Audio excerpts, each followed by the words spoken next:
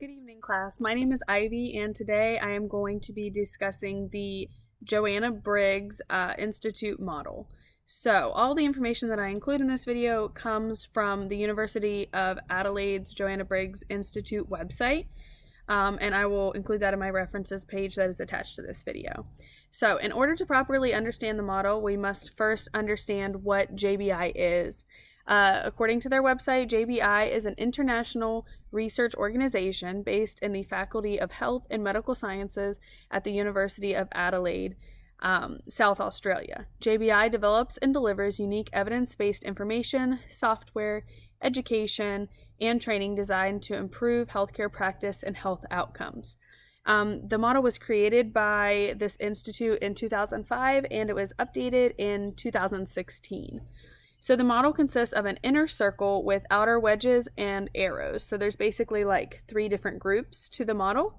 And according to the website, JBI's approach to evidence-based healthcare is unique. JBI considers evidence-based healthcare as decision-making that considers the feasibility, appropriateness, meaningfulness, and effectiveness, or they use FAME as an acronym, of healthcare practices.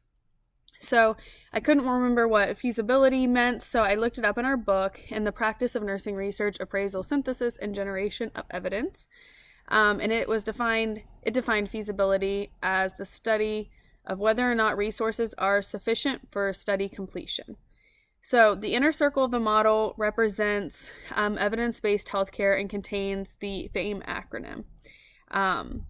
Then each wedge has, then there's 5 outer wedges around the circle, and each wedge has 3 corresponding arrows. And so the first wedge is global health, and the 3 corresponding arrows are sustainable impact, engagement, and knowledge need. Global health is defined as collaborative, transnational research and action that places a priority on improving health and achieving health equity for all people worldwide. The next wedge is evidence generation.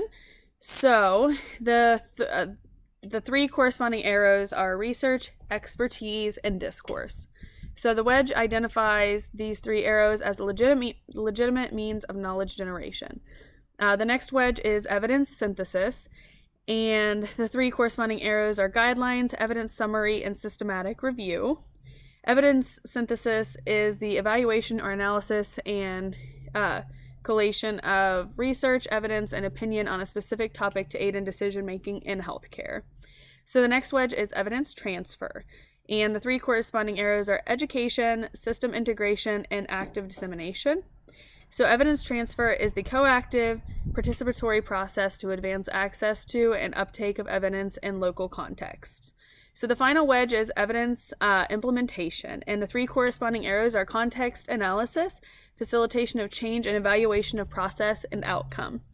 Evidence-based implementation is a purposeful and enabling set of activities designed to engage key stakeholders with research evidence to inform decision-making and generate sustained improvement in the quality of healthcare delivery.